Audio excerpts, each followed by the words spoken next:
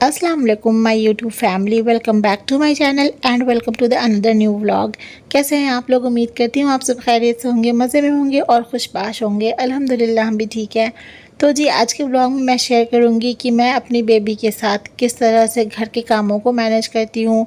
खाना बनाना से लेकर के घर की साफ़ सफाई हो या फिर वीडियोज़ बनाना हो, व्लॉगिंग करना हो, एडिटिंग, वॉइस ओवर, एवरीथिंग। तो चलिए शुरू करते हैं आज का व्लॉग। लेकिन इस वीडियो को स्टार्ट करने से पहले एक रिक्वेस्ट है, जो लोग भी मेरे चैनल पर नए हैं प्लीज़ इसे सब्सक्राइब कर दीजिएगा। वीडियो अच्छी लगे तो लाइक कर दीजिएगा और शेयर कर दीजिएगा। तो सबसे पहले देखिए कितनी तेज़ धूप आ रही है घर के अंदर। मैंने शीशा खोल दिया था विंडो का और नेट लगा दिया था, क्योंकि मुझे पोछा करना था और पोछे के वक्त जितनी जल्दी सूख जाए मेरे लिए उतना अच्छा होता है फर्श। बिकॉज साहिबा चलती होती है तो छोटे छोटे पैरों के छाप उसके पड़ते रहते हैं और मुझे बिल्कुल अच्छा नहीं लगता जब मैं पोछा लगाऊँ तो पैरों के छाप हो। बेडरूम वगैरह की क्लीनिंग तो सुबह ही हो जाती है, इसलिए ज़्यादा दिक्कत नहीं होती है। और साहिबा जब सो रही होती तभी झाड़ू भी हो जाता है। झाड़ू के बाद मैं फ़ौरन पोछा कर लूँ, लेकिन साहिबा बिल्कुल वक्त नहीं देती है।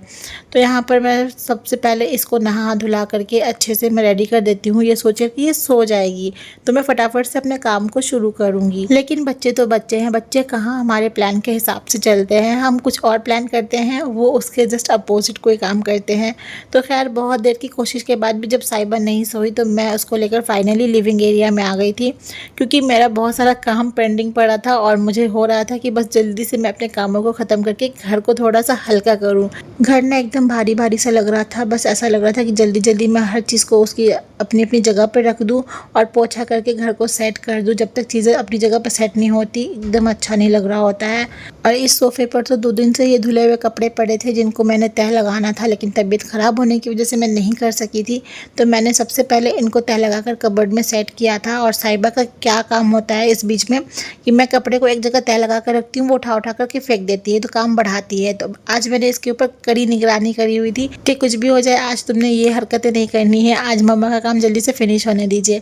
तो बस यहाँ पर का सारी चीज़ें मैंने हटा करके क्लीन कर लिया था और साहिबा के बाल भी सूख चुके थे शावर लेने के बाद। तो मैंने सोचा कि इसके मैं पोनीस बना देती हूँ सो दैट ये थोड़ी सी डिसेंट तो लगे। वैसे ये जल्दी बनवाना नहीं चाहती है, लेकिन फिर भी इसके बाल बढ़ गए हैं। और यहाँ हमने 2-3 जगह ले जा करके चेक किया, लेकिन कोई काटने को तैयार नहीं है कि छोटे बच्चे के हम कटिंग नहीं कर पाते हैं। तो इस वजह से मैंने यहाँ आकर के इसके बाल की अभी तक प्रॉपर कटिंग नहीं करवाई है, चाह कर भी नहीं करवा पा रही हूँ।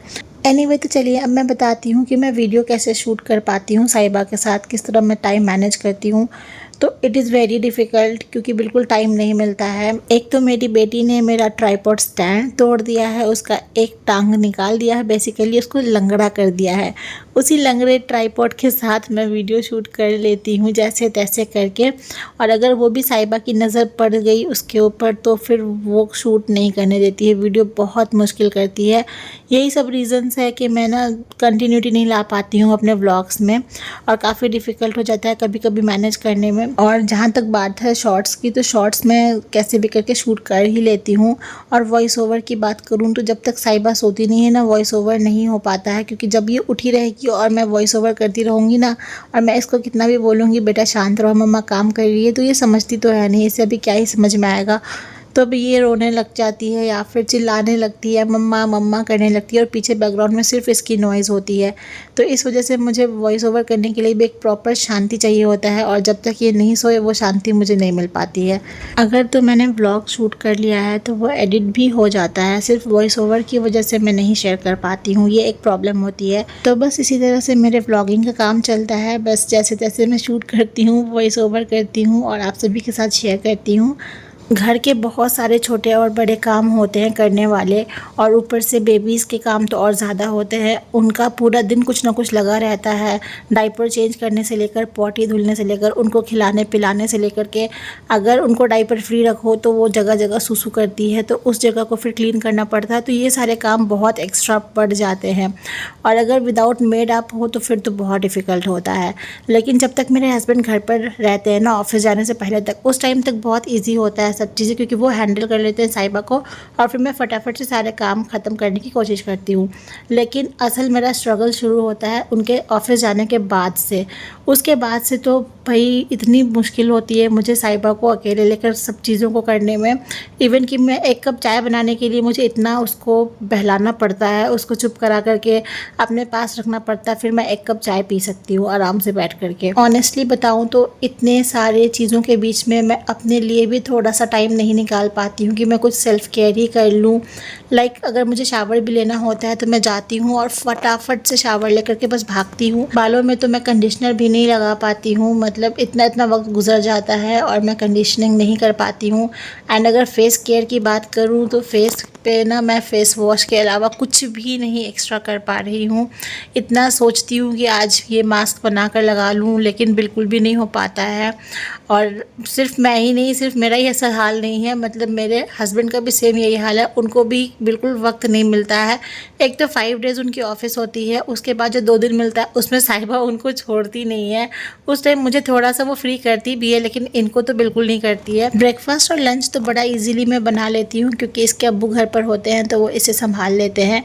लेकिन जब डिनर का टाइम आता है ना तो डिनर में इतना ये मुश्किल कर देती है, मतलब बिल्कुल भी मुझे फ्री नहीं करती है कि मैं किचन में आकर के कुछ भी एक्स्ट्रा काम कर पाऊँ। मैं ना टीवी भी ऑन कर देती हूँ, राइम्स वगैरह लगा कर इसको दे देती हूँ ताकि ये थोड़ी देर के लिए डिस्ट्रैक्टेड रहे।